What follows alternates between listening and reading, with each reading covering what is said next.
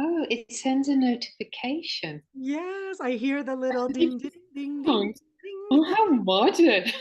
That is Oh, so modern. this is awesome. And we are live and we have some peeps here. So, welcome, loves.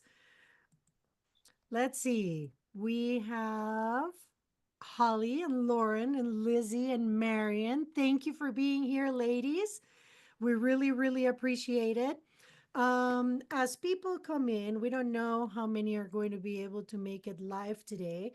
But as people come in, I want to thank you, Carmen, really, Oh, really, really so much for being here, for saying yes to this opportunity to share with the community. So thank you. no, thank you for inviting me. I was like so excited to be with all of you and share. So thank you so much for creating this space and inviting me. Thank you very much. And to the peeps online, please feel free to type where you are joining in from to show Carmen where the love is coming from. So, today, guys, we're going to have a wonderful conversation. I have to say, Carmen, that reading your book, it was just something that happened. I looked at Instagram. I'm not big on Instagram, but I looked at Instagram one day and there was your celebration of the 20-year anniversary of having written your life story. And then I saw that there was art there. So I thought, wow, what a beautiful book. I'm going to buy it. And I bought it and I got it and I read and read and read and read and I read it like this because it was so beautiful to read about really how I saw your story was a change of mind. That's what I saw. There was this desire in you that was so strong, but then you realized that the form didn't matter. In your suffering and in your all your difficulties, that was it. You realized that the form didn't matter, and you ended up with exactly what you wanted, with which was a beautiful daughter. Yeah. So that is what brought this about. I wanted to share this with you guys, but it's not just a, a journey in infertility. Not to say that that isn't a huge journey because it affects everyone around you, but it is also about the spiritual growth and the Exactly. transformation that you Exactly. come out of this. So now I'm going to get out of the way and I'm going to ask you to please introduce yourself and tell us more about you. Okay, well, I my journey started as infertility, and it was my worst nightmare. I was miserable. I lost sense of living if I didn't become a mum, because then, for me, my happiness was in that future. In that future, when I become a mum, then I'm going to be happy. So, meanwhile, poor me, there she's already pregnant. This has happened over there, and I was living my own uh, journey, but I would be happy in that future. So I lost money, babies, lost sense of living, got depressed, didn't want to get up in the morning. But what I learned was happiness is not in that future. Yeah, happiness is today. And it took me a long time. I had been married for 18 years when I became a mum. So during that time, it was like an awakening. So when you finally become or when you finally reach your desire, which in my case was being a mum, but it could be anything. It could be a desire of working here or doing this or moving. It's the desire. But the understanding is happiness is today. You have a project, but you need to find peace today. Now, something else which is really interesting, Carol, is for me, my happiness was being a mum, right? And I was stubborn. That's my happiness. But when you surrender and let go, anything can happen much better, far beyond what you can ever imagine. And that is where the magic is. That's where the synchronicity happens. That's where you enter consciousness, where you're capable of giving much more. You would never dream. I would never dream. I wanted to be a mom, right? I wanted to be a mom with lots of kids, right? And I did become a mum, but I also became an international lecturer. I became a painter. I became a therapist. And I've reached many things. I was in 2015 in the World Health Organization representing the infertile women of Latin America. And it just happened. Yeah.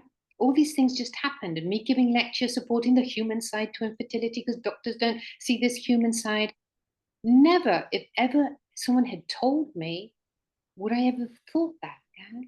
So when you surrender, you live the present moment and you tune into bliss, yeah, and gratitude, you vibrate in gratitude, and more things to be grateful for happen to you. So what was then my worst nightmare? I didn't want to get up. I didn't want to have a life if I wasn't a mum. Yeah.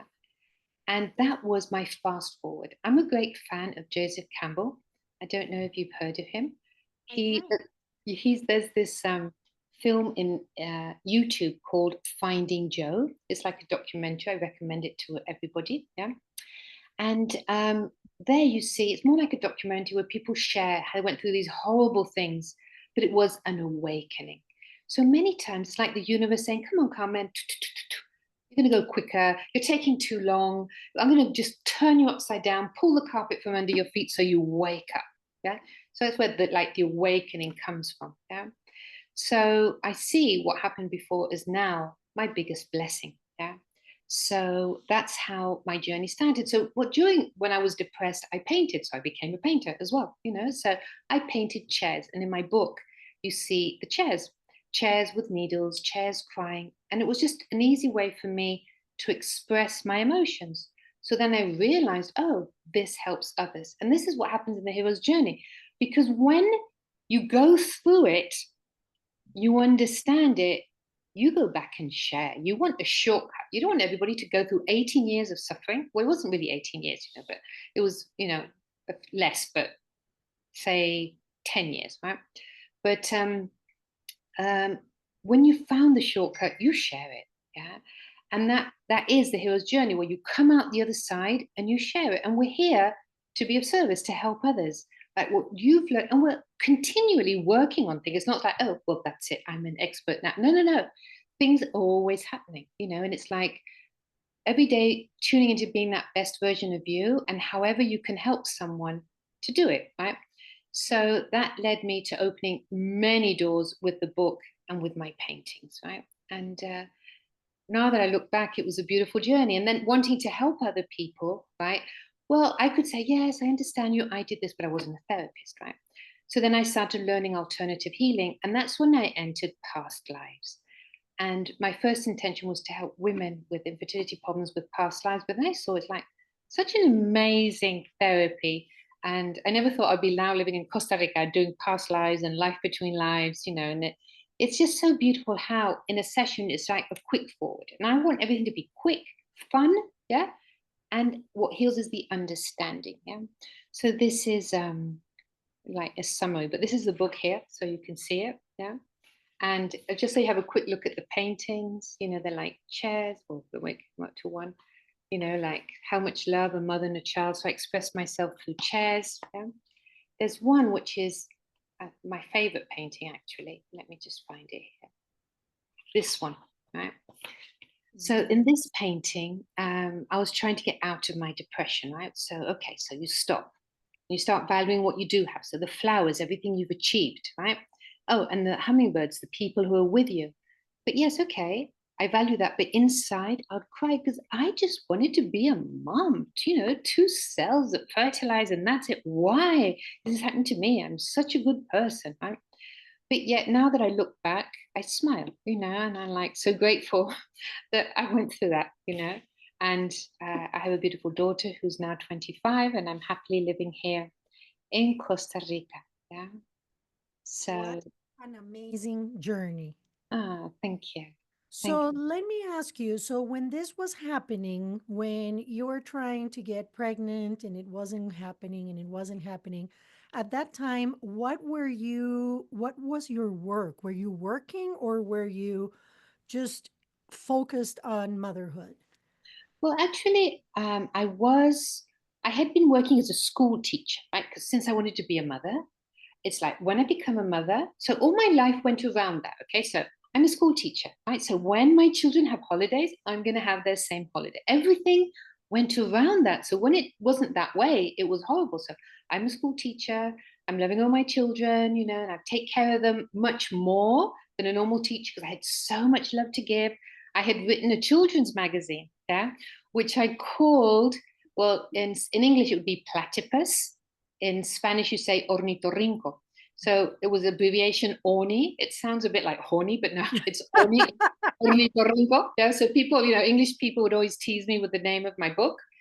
But because of, being bilingual and everything, I always say I'm like a platypus because, it's a bird and it lays eggs. So, like why fitting people into places, right? But so I was focused on children. I considered myself, the most motherly person, so I was working on it. Then I stopped working because I thought, no. And then that was even worse because all day long, your thoughts and emotions are stuck in that. But also what happens, it's like society, it's what's expected, so you get married, then you have children and you live happily ever after. Well, it doesn't really work that way. But you play roles. You play roles of being that perfect wife. You play roles to be that mum. And during the journey, also, you forget who you are, playing all these roles, right? So that's what happened to me as well. I'm playing all these roles of being who I should be, whom I thought I should be, right? And this journey, I call it tsunami, because for me it was like a tsunami, yeah, made me discover who I was, yeah.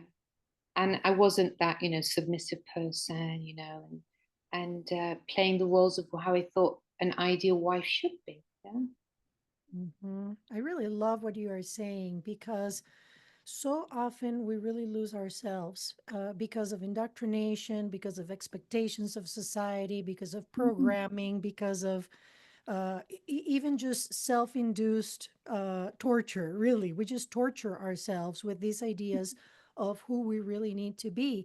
And we forget along the way that our value is intrinsic. It has nothing to do with the roles we play, but we really do forget. we, One of we the forget, sorry, we forget, and that it's like so common to play those roles because you were brought up that way. So when I became 40 and I realized I didn't have a baby, it was the first time I thought, do I really want to become a mother? Or is it because it's what society expects? Like you get married, you need to have a baby. So it was the first time, and I got married when I was 22. It's the first time I thought, do I, Carmen, really want it? Because it was what was expected all the time. And then I said, yes, I do. But I hadn't questioned it. And so many times we don't question things. We just follow the inertia of life. And one thing takes us to something else, to something else. And sometimes you have all these dreams, right? And um, and you forget about them when you're younger and you just go into other things which lead you to something else and you forget this, your essence, or what things make you smile, or what things you like eating, or what you like doing. I mean, there's such simple things that we forget. Yeah. Yes. Yes, it is true. It is true. Another thing that you touched on, and Anita, thank you for letting me know that my volume is low. I have my old microphone here, so I really appreciate you letting me know. Is this better, you guys? I would appreciate if you could type yes if this is better. I should have asked at the beginning. Is my voice as well okay? So I'll say Yeah, something as well. And they by are. the way, I see that Lizzie is calling from Spain, right? I just want to say hello to Spain because my parents are from Spain, from the south of Spain. Yes. Amazing. Yes, yes. So let's talk a little bit about your um bicultural. Well, it's more than bicultural. I know. It's like it's like I, Malta. It's like when people ask me, you've got a British accent, so where are you from? And I answer tutti frutti, because Tutti it's like frutti.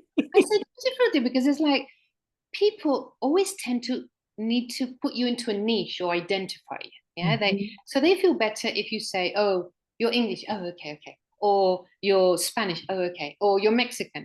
People tend to put people. And I remember as a teenager, I felt, like I don't belong anywhere. I'm a citizen of the universe. Why do people have to label me? Right. So I was born in England, right?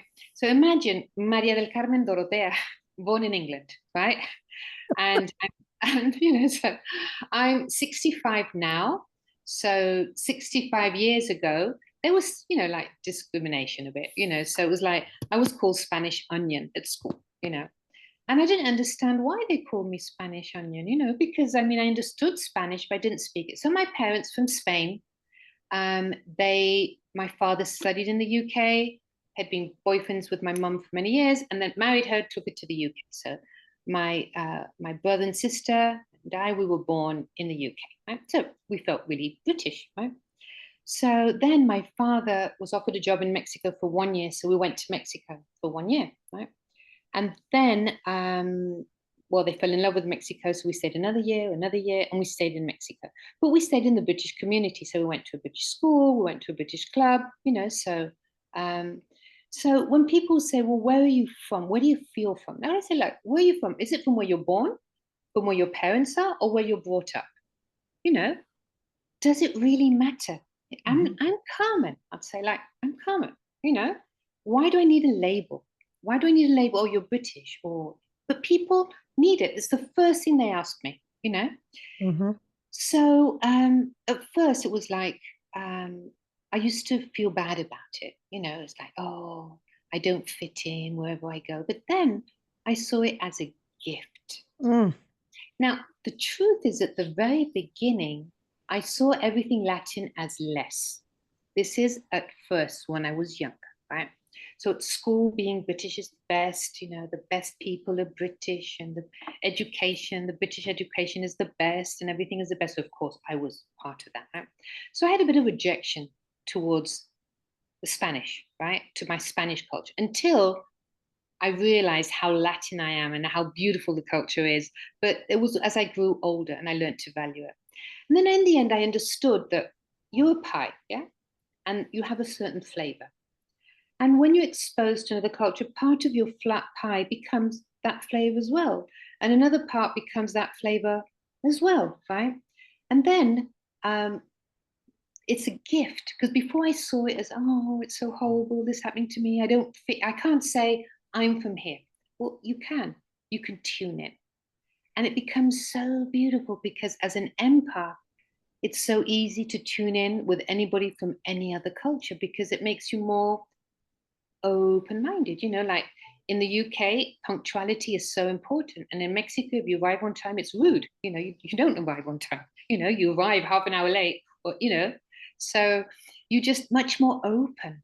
And I think it helps, especially as a healer, become much more of an empath to many things, because you can see things from many different angles, and you get the best of each culture and you make your own way of being, so Mm-hmm. now I see it as a gift. But when I was younger, I didn't. I went through all these issues of not belonging. Oh, it's so lovely to see all these people join. Tinny, lovely to see you. Yeah, He made it. That's awesome. I Yes, the peeps that have joined us, please let us know where you are joining us from. That would help Carmen feel the love from all over the place. You've got Colorado, Austin, Arenal. I love Arenal. I go a lot to La Fortuna. Oh, that's Holly. Oh, I know Holly. I hadn't seen it was you. Hello. How lovely. Thank you for joining. Yeah. Right. Pamela Quesada from Costa Rica too. Pamela, lovely to see you. Maryland. Oh, Playa Grande. Amanda, lovely to see you. Thank you for joining. Oh, Shrimit, thank you, love, for joining as well. Yeah, we love you too, Lynette. Germany. Isn't it Anita is beautiful? in Germany. Isn't it beautiful how so many people, through this way, you can get through to so many people, yeah, Hmm. and share so much, right? It's Hmm. really beautiful. So thank you, all of you, for being here today. Yeah, it's lovely. Yeah. Beautiful. Thank you, guys. Well, Carmen, you talked about, well, the reason why I brought up the multicultural part of this is because that is something that I share with you. Not as many different parts as you, but I feel that same trajectory of where am I really from, and am I not from here, and am I not from there? It's very interesting, but as you say, what that has done is it has opened my mind, and it has opened my heart to realize that it doesn't really matter where people are born. It doesn't matter where they are raised. We are all the same. It's beautiful to understand that. It's beautiful to experience it via travel. We are all the same. We all have the same items of attention. Zena says we don't have problems. We have Yeah, items that come up for a review, for our attention. But we all have the same ones. And with you having that experience, I completely understand what you say, where labels really become irrelevant.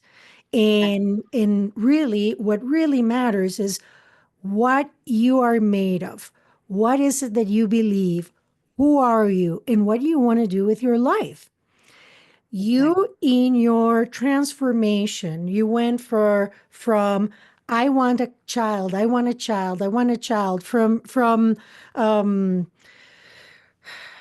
maybe from a very focused desire towards service to self in a certain way, to I am here to to be of Exactly. service to others. How did that transition evolve? You touched on it, but I would love to hear more about how that transformation came about.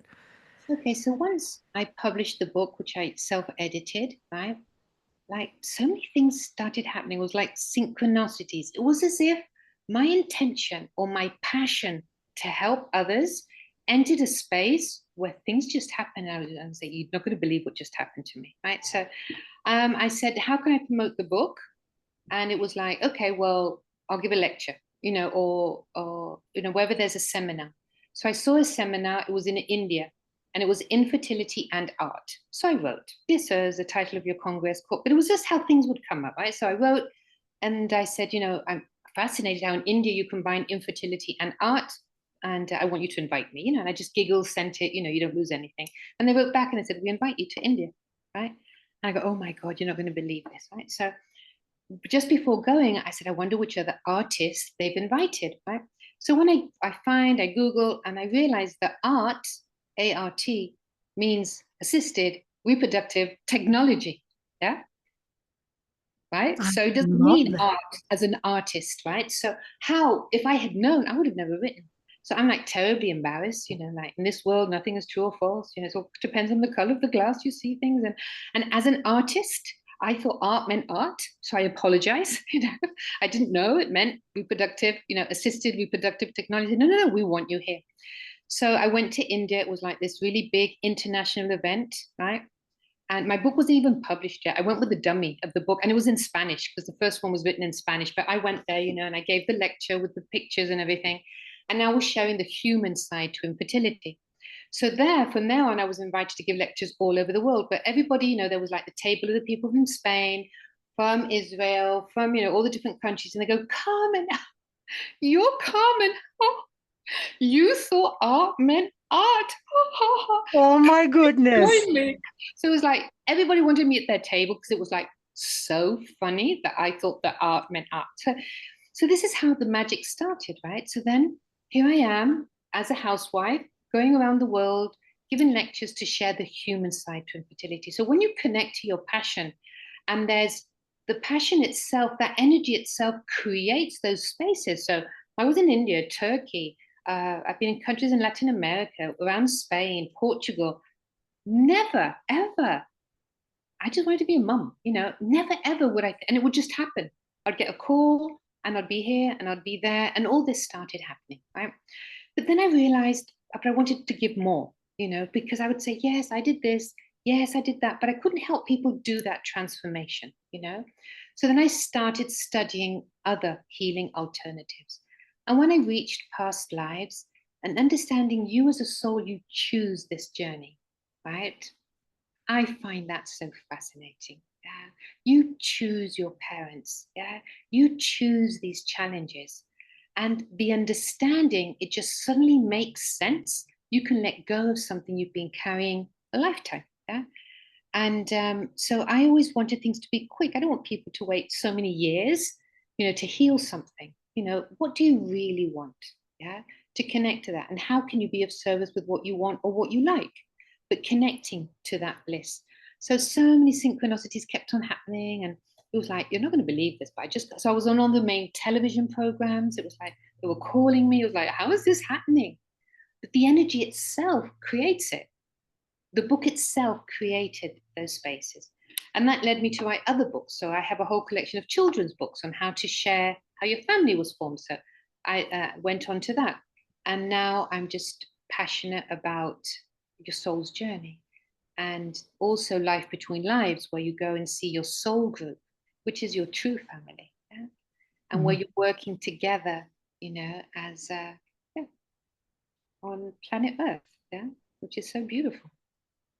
Your story reminds me of Michael Singer's story. Have you heard of Michael? Of course, The Untethered Soul is my favorite book, which I recommend to everybody. But when he goes with his book of The Surrender Experiment, That's the one I was going to mention. I I know, absolutely love that book because that's exactly what you did. It was your preference was one, but you didn't allow that preference to override your soul's journey. You surrendered, you allowed, you trusted, you radically accepted what was. And that's where the magic begins. exactly. But the challenge is to let go. Yes. The challenge is, okay, well, I want to be a mom. So yeah, I'm going to let go, but you're holding on to it like a balloon. Like, I'm holding on to it. No, you really need to let go, because it's so beautiful how so many more things, you limit it. You limit yourself because you're not capable of understanding how much beauty there is out there. Yeah. Mm-hmm. And when we realize the power of our thoughts, the power of our emotions, what are we thinking? It's as if we have a script here under our arm, yeah? And what we see in front of us is like a play. You don't like it? Let's change the script, yeah?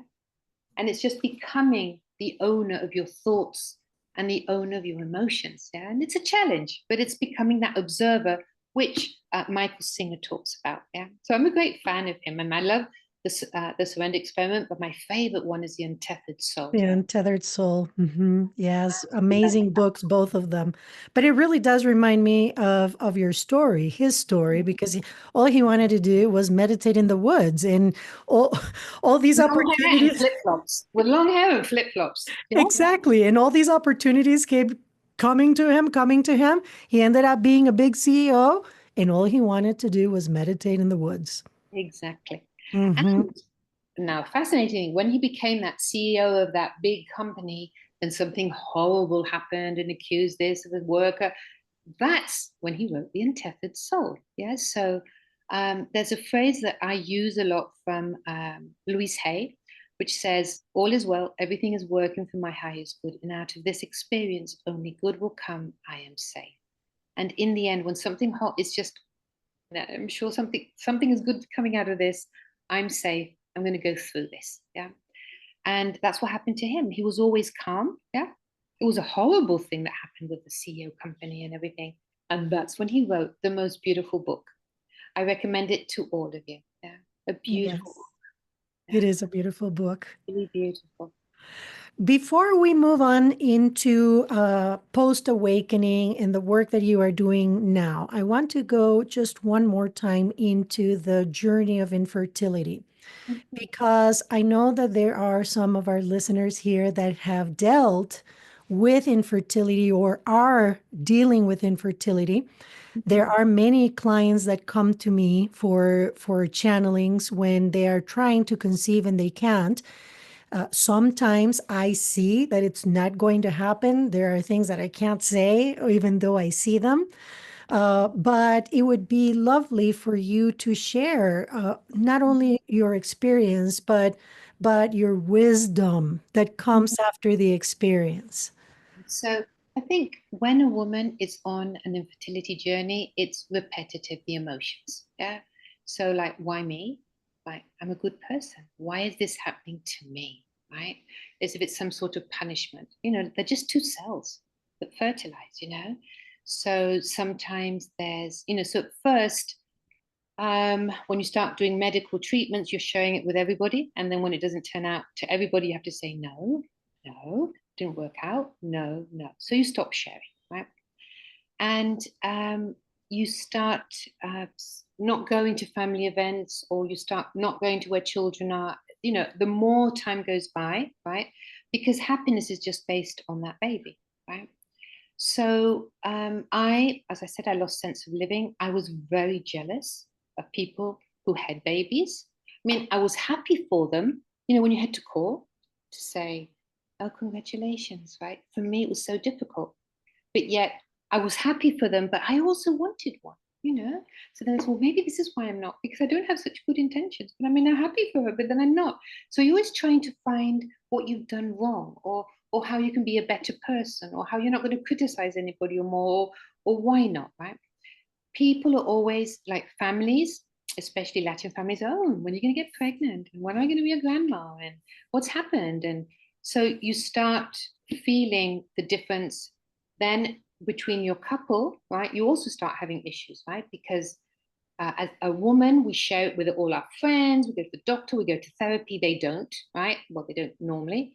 So they can't share what they're going through. So then they become distant as well because she doesn't want to cry with him. He has to be strong. So otherwise, he thinks she's going to fall down when it's going to be the opposite way around. So there's so many patterns which are repetitive, but you enter a deep depression. Why? Because your happiness is on the baby, right? Now, if you were the soul of that baby, imagine the pressure. Oh my God, me going in there. I'm the only, I'm going to bring that family happiness. How would it be if I want to go to that happy family? Yeah. So as a soul, it's like so much pressure, right? And happiness isn't in that future with the baby, like, oh, when we have a bigger house, we'll be happy. Oh, when I have a lot of money in the bank, or when I have the car. No, because when you get there, there's something you haven't worked on. Yeah. Happiness is today. So you start seeing all these repetitive emotions, you start avoiding places, and you start gaining weight. Oh, the hormones.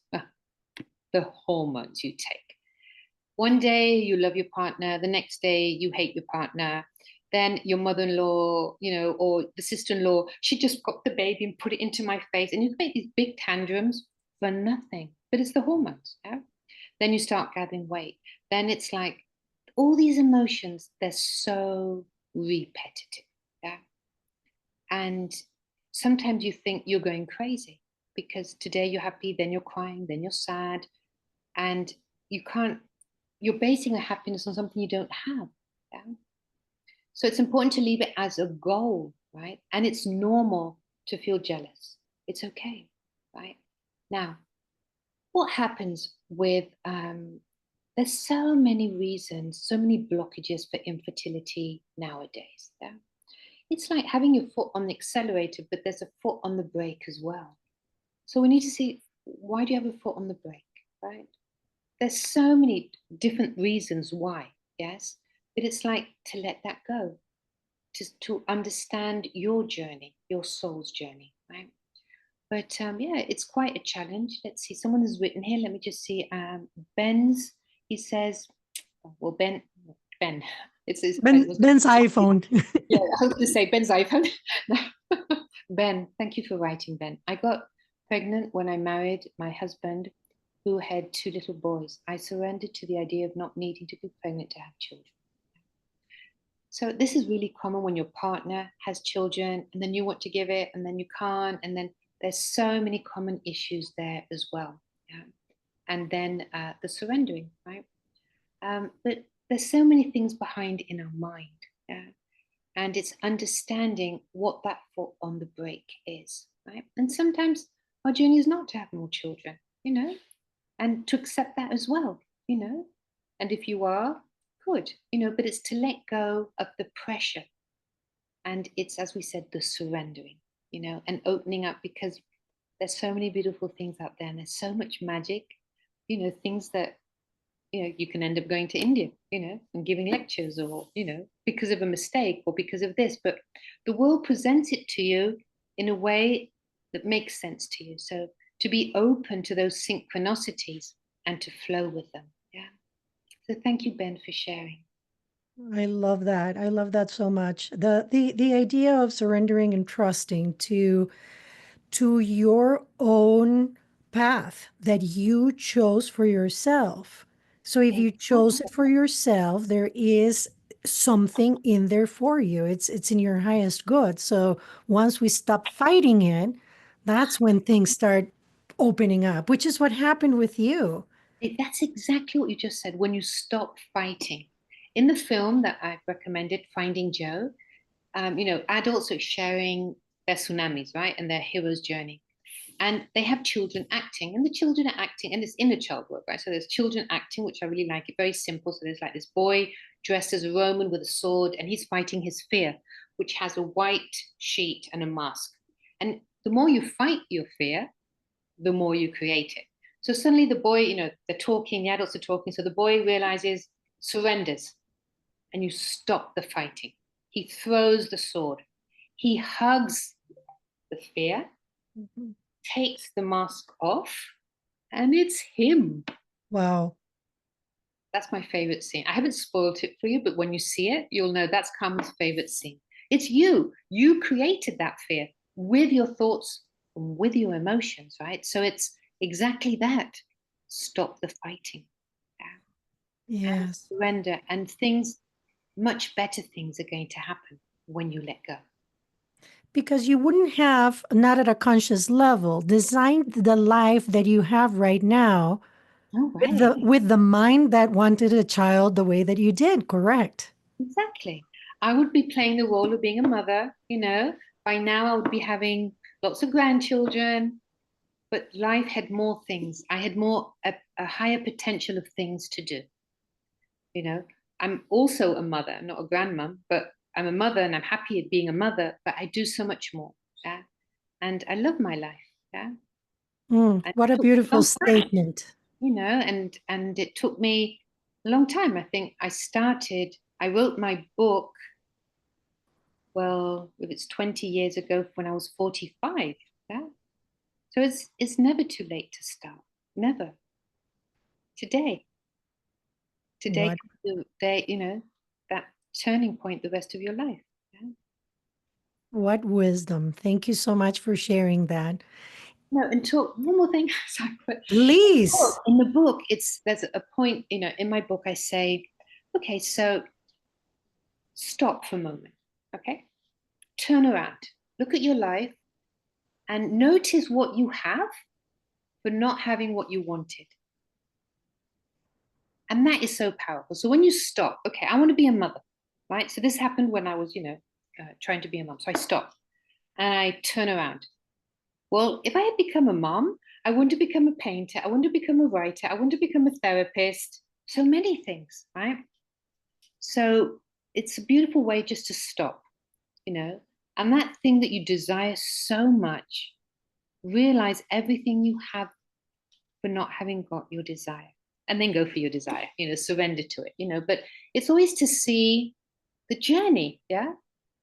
And sometimes you're doing it too slowly, so you get these big wake up calls which are so uncomfortable, but like, come on, hurry up, the universe needs you, so wake up, the battle is over. Yeah. Hmm, amazing, amazing. In this group, Carmen, we are the vast majority of us. There's over 1,500 of us worldwide. We are students of A Course in Miracles. And the Course very, very clearly states that we don't know what anything is for. And your life is such a picture perfect of this, is you really didn't know what anything was for. Your infertility was a gift to open you to your possibilities. You still became a mother, not biological, but you still became a mother. But then you didn't limit yourself to that. You had so much open to you, so much to offer as well, to give. And that's the gift of surrender. Exactly. That's the gift of surrender. But also, when you decide to let go of the battle, when you say, I surrender, it's like coming out of a battle. You're like, your body hurts, you're wounded, you're standing up, and you have to start from a beginning and like, well, where? And it's to break who you thought you were to open up to who you can be. And we have all these structures, so I've always been this way. I always do this, I always do that, controlling. And it's to surrender, to really let go, to be that best version of you that you have no idea who you can be yet, but you will, just surrendering. So, yeah. You also touched on something that we work a lot here on, that we try to, and it is releasing the power that others' opinions or others' views have on us. The, Mhm. and also the assumptions that we live on based on what we think they think of us, which is twice removed. It may not even be what they think of us, it's what we think they think of us. So it just becomes this cloud of uncertainty because you don't really know what is what. You touched on that when women are not getting pregnant or when they have a miscarriage or whatnot, there is a sense of shame because of what other people are expecting from you. So how did you grow out of that? Because you did. Mhm. It's difficult because everybody has expectations, and you play those roles of what other people expect. So from, your mother, your partner, your children, you play all these expectations and you want to please and fill all those expectations, right? So it's a challenge. And here, um, I'm going to answer this with a fable. Okay, so there was an old man, right, and he had a donkey, and he wanted to sell the donkey at the market. So he tells his grandson, "Look, we're going to carry the donkey. Okay, so when we get to the market, it's going to be really fresh, right, and we're going to get more money when I sell the donkey." Perfect. So they're carrying the donkey towards the market, and people see them and say, "They're crazy. Why are they carrying the donkey when the donkey can walk?" And they go, "Oh, yeah, yeah." So they put the donkey and walking, and then further ahead, "How silly. Why they've got the donkey walking when they can both go on top of the donkey?" Well, yeah, so they both go on further ahead. Why are they both on that donkey? Poor donkey. Then so he gets off, and then, oh, that little boy, that old man, he should be on. So whatever you do, people are going to think differently. So if you want to carry a donkey to the market, carry it. Yeah. So many times we're brought up to be obedient, to make people, we want to be loved. Yeah. So we follow those people expectations because we want to receive love. And in the end, we need to love ourselves, to trust in ourselves, to trust in our intuition. And the intuition is the most beautiful thing because when you can connect to your heart, because your brain will say, "Oh, how silly, don't carry a donkey to the market." But your heart says, "Yes, I want to carry that donkey." It will always follow your heart because this is where I believe you connect to divinity through your heart. So even if your mind says, "No, I don't think so," follow your heart, right? So you can't please everybody. You must please yourself and trust in your intuition. Mhm. I agree. What beautiful sentiment and wisdom. Thank you so much. Really appreciate it. Now, moving forward, you had your infertility journey, you grew to be who you are today, and now you do amazing energy work. I didn't know anything about life between lives Oh, until I had the pleasure to virtually meet and interview Robert Schwartz, who I'm assuming you know him. of course, you interviewed him. I Oh, interviewed I'll him. send you that link to watch it. Yes, Honestly. yes, I had the pleasure to interview him, and I also had the pleasure to be the recipient of one of his workshops. And it was amazing what I learned in between. It was incredible. And also understanding how it is that we plan our lives. We don't have to know exactly how we plan them, but knowing that we plan them gives us that openness, that surrender, that, oh, okay, well, then there must be something here for me. So, can you please share more about the work that you do now, how you reach people? I'm assuming that you also do it remotely, and et cetera, et cetera. So, um, the soul's journey is really beautiful, and the space of life between lives. So, you're born, you live a life, you enter that space of life between lives. So first of all, I'm going to give an example of a past life. Okay. So, when we go to a past life, it's to heal in current life. Yeah. I mean, we can go to a past life if you want information. In fact, we could even go to a past life in another dimension. Yeah.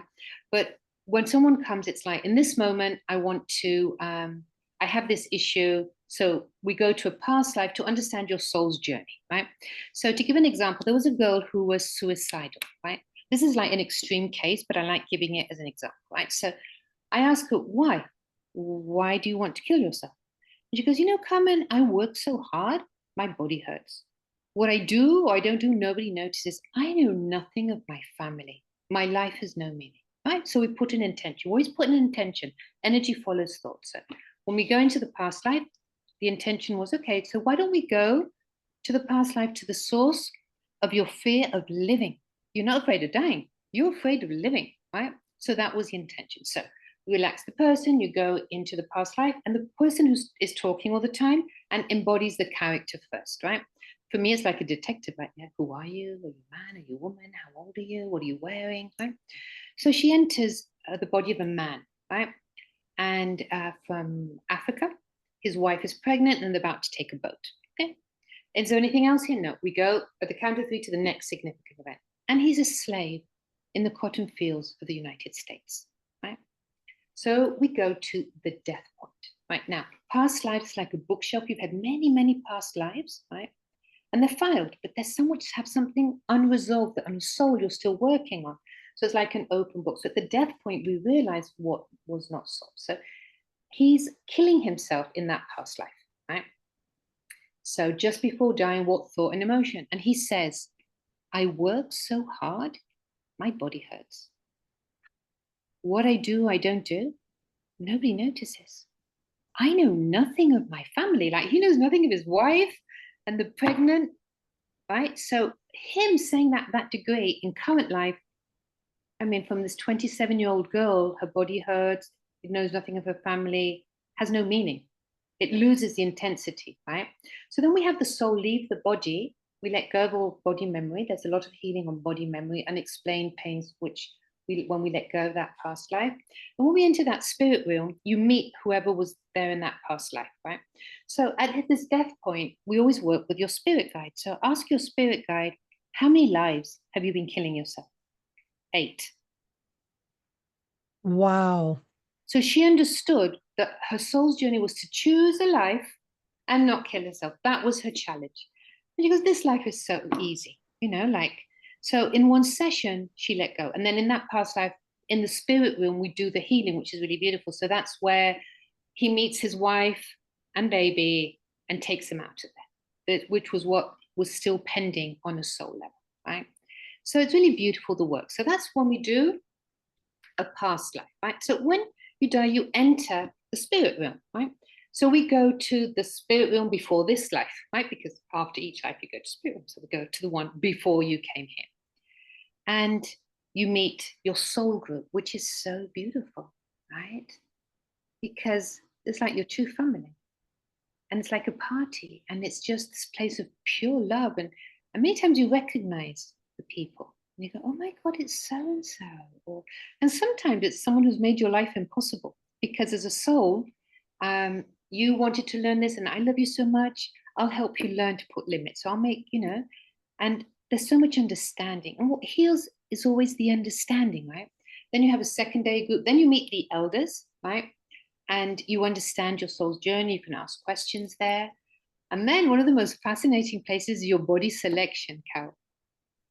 So you say, okay, I'm going to work on, I want to, not to commit suicide, right? Okay. So you can be this girl and go through this and this, or you can be so and so, and you choose. And when you see your other choices and you're like, wow, I chose to be me. So what heals is the understanding, and you can let go of something, because as Wayne Dyer says, when you change the way you look at things, the things you look at change, right? And it's so powerful. In an instant, you just see something differently, and that's it. Amazing. Yeah. Amazing. What beautiful work. Yeah, I love it. I love it. I really love accompanying people because they are the ones who have the experience, right? And Mhm. when they're ready to let go. Yeah. Yes. Oh, thank you so much for sharing. And thank you so much for the work that you do in the world because there's more of that needed. And you too. I admire you greatly. And I was so looking forward to be with you here today. And thank you so much for inviting me. Thank you so much. You guys, before we go into questions, we'll take a couple of questions, but I was so excited at the beginning. Carmen and I were chit chatting before I started. I was so excited that I didn't even introduce myself. I know that we have people here that don't know who in the world I am.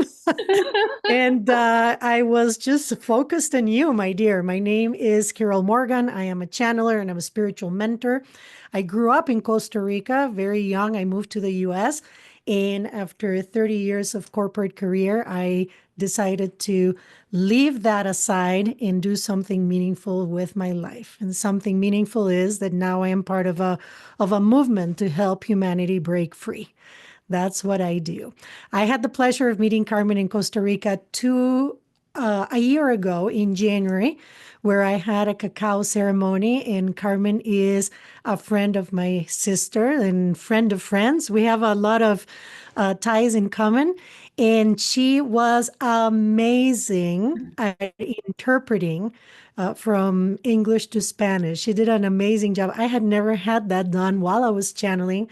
She was just amazing. And that's how we got to know of each other. And now she is part of our community. So I wanted to share that. So, without further ado, I would love to invite you to ask questions. If you have any questions for Carmen, there is a Q&A button. I would appreciate if you would use the Q&A. It's easier than keeping track on the chat. If there are any questions, as Lauren says here, this is so much more than infertility, surrendering, facing the fears, opening up and letting go, observing the self. Thank you, Laura. It is true. There is so much more to this conversation. So if anyone has any questions for Carmen, please do share them on the Q&A. And while people decide if they have any questions or not, you talked about depression. Mm. And I would love to go back in there because that is one of the topics that I deal with a lot in the work that I do. A lot of people come with depression. A lot of people don't even know where it's coming from. And it's even tougher when they feel that they should be happy, that their life has nothing wrong, but then they can't be happy. You dealt with depression. How did you get yourself out of it, Carmen? So, first of all, I started painting, right? And the painting that I showed you when I was trying to get out of the depression. So, I feel it's as if you're like in a maze, not a labyrinth, a maze where you can't find your way out. So you've tried, you suddenly say, that's it. I found this, I tried this therapist, and you start walking to get out of the labyrinth, but then you get stuck again. So you're so depressed, you meet someone, you do something, you're trying to work on therapy, but then you get stuck again. And it's like, no matter what I do, I end up in the same place, the center of this maze. And there comes a point when you're so depressed, it's like nighttime, you're in the maze and you don't even feel like doing the slightest effort, yeah, to try and find the way out because you feel helpless. And I like explaining it like when we focus on where the problem is, we're just feeding the problem. We're feeding the fighting, right? So if you were in that labyrinth and suddenly you look up and it's nighttime, so you don't really want to move, and you look up, you see the stars, yeah, and there's the North Star, and sailors would use the North Star to guide the way out. So suddenly there's always something, a word, a phrase, or something which is like a little ray of light. Yeah? It comes in different ways. Sometimes we don't see it, but try to be open towards it, and you hold on to it, and you trust on it, yeah? And you stay tuned in. You become the observer, and you start noticing negative thoughts. You start changing them, and there's so many ways. I like morning pages where you write all your mental garbage and you get it all out, right? I believe in becoming that observer, as Michael Singer says. So, what happens? We have the negative thoughts and the positive thoughts, right? So, when we're depressed, we're like here all the time.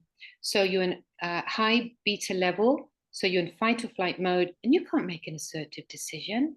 Yeah? So, it's becoming the observer. So, you have the negative thought.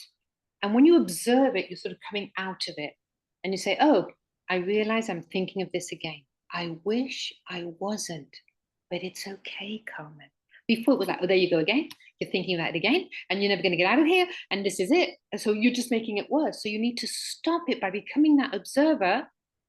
Okay, I realize I'm thinking of it. It's okay. And then I go to the positive thought, all is well, everything is well, like a mantra, and I repeat it, repeat it, repeat it, repeat it, because it changes your frequency, just that phrase, because it's positive, right? So at first you're doing it every 5 minutes, right? And then you start becoming aware of your thoughts. And even if you start lying, oh, this is wonderful. Today, everything's solved.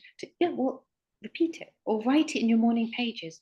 And it's you becoming that observer, yeah? Because every day we have 60 to 70,000 thoughts, which are the same as yesterday, the same as tomorrow. There isn't going to be any change, right?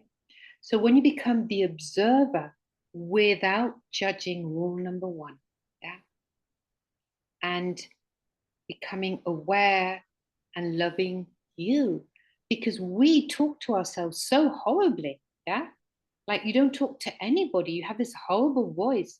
So we become aware of the voice and have that voice, instead of being like your worst enemy, if you gave that voice like a character, someone sitting here next to you, yeah, and you're like, oh, I fancy pizza. No, don't eat a pizza, you're just going to gain weight. Oh, whatever, you've got that voice. It's, if you were to give that voice a character sitting next to you, you'd say, do you know what? Who have in my life, right? Imagine if that person was your best friend. That's why I like mirror work. Yeah, look yourself in the eye. It's okay, Carmen. You did this, but it's okay. Everything's going to be fine. I love you. Yeah. Yeah. So it's becoming that voice, training it, becoming aware of it first without judging, and training it to be that best friend. Because in the end, we're here to love ourselves. And it seems so easy. Oh, just love yourself, Carol. And it's like, I think that is the biggest lesson of all. Love yourself. And when you really love yourself, you can love others. Yeah. That's where it begins. Yeah.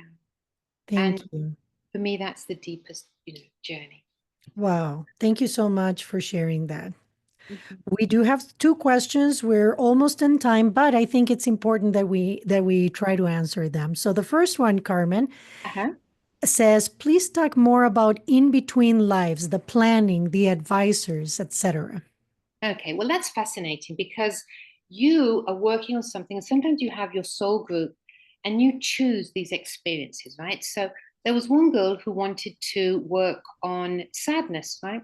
So she had chosen to work on sadness. But when you're born, you forget. I mean, you don't remember that was so. Here she is absorbing sadness, absorbing sadness. And she says, Carmen, I don't fit in here. I can't stand all this sadness in the world. So when she went to that space and she understood that her soul journey was to help people connect, because when you connect, sadness doesn't exist. Yeah. So she understood that and now has a healing center in Peru, right? So it's the understanding, yeah, that helps, that Wow. heals. It just makes sense because you forget things. So you're working on something, but of course you forget, So here you are. What you want to heal most is what you're battling most in life. Beautiful. And I have to say, Carmen, it's interesting because when I channel, they don't always go there. They don't always go to other lives. When I say they is the consciousness that I channel, Zena. They usually stay in the present moment because this is the awareness from which they are creating at this time. However, with that said, when they go to other lives, it is because the person is ready, and that experience of allowing the information to come to the present awareness is going to inform the present moment so that Exactly. they can do something about it. Exactly. Going to past life is to heal in current life. We don't do touristic visits to past life. Yeah. I love that.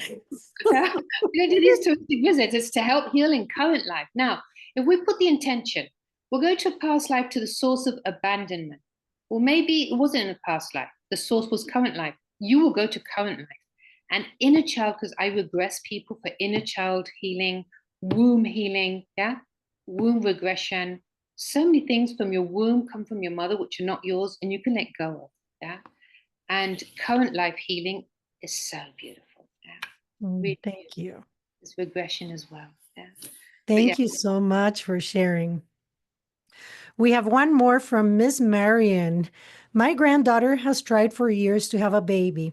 Her and Mhm. her husband had two procedures putting the sperm in her egg, and now the baby is due June 1st. Oh. Should I share this video with them or just be the observer and celebrate with them? Right now, just celebrate with them. Yeah. With the happiness, with the joy. No need to remember what they went through. Just enjoy the blessing. I think every baby is a blessing. Yeah. It's a beautiful soul. Yeah. If you come to think of everything that needs to happen for a baby to be born, the couple to meet, the day, everything, yeah, the magic of the creation of the human being, it's pure magic. So just enjoy. Mm, Enjoy the happiness. I love that. Thank you very much. And well, so an hour has gone by so quickly. That happens when you are having fun, right? Yeah, definitely. I really appreciate this opportunity. I really wanted to bring you to the community again. And for me, it's such an honor to have this conversation. After reading your book, it was so apparent to me that you are such a bright light and really here to shine the light for others. So it's really a joy to connect with you in this manner and have this conversation and bring your beautiful light to my community. So thank you. Thank you. Thank you so much for the invitation. I was like, really, it was beautiful to be here and to share with everybody. So thank you for creating the space for me. Absolutely. So, for everyone listening, Carmen is available to do her work remotely. So I'm going to go ahead and add her contact information on the links below so that you guys can contact her, ask her any questions, or work with her. I will also add the link to the book. I recommend that everybody reads that book. Really, again, infertility happened to be the form that Carmen's soul chose to bring value to the world, but that's just the form. The essence is, again, surrendering, trusting, allowing, and changing her mind. And we all would benefit from doing that wherever it is that we are stuck. Thank So, you. love, thank you again so Thank much for you so much. this. Hugs to all of you. And thank you so much to all of those that were here as well. And to you, a big, big hug. Yeah, thank you. Thank you. Thanks, everyone, for spending some time with us. And we will see you again soon. Take care, guys.